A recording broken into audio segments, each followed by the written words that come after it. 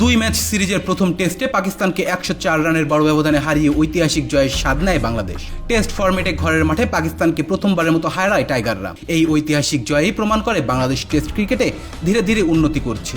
Match শেষে এমনটাই বলেছেন বাংলাদেশ টেস্ট অধিনায়ক নাজমুল হোসেন শান্ত। মিরপুর শেরেবাংলা জাতীয় ক্রিকেট স্টেডিয়ামে মঙ্গলবার ঢাকা টেস্ট শেষে সংবাদ সম্মেলনে শান্ত বলেন, টেস্ট জয়ে আমি খুবই খুশি। ছেলেরা যেভাবে খেলছে তাতে আমি গর্বিত।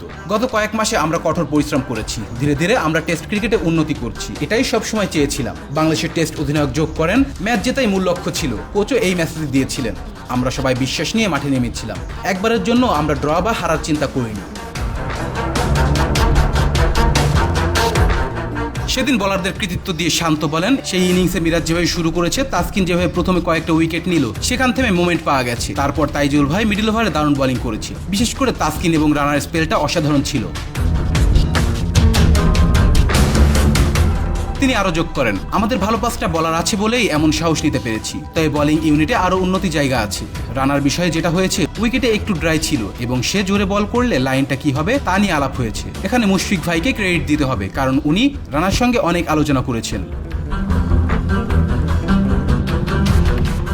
Please subscribe our channel to get more information about Sports World.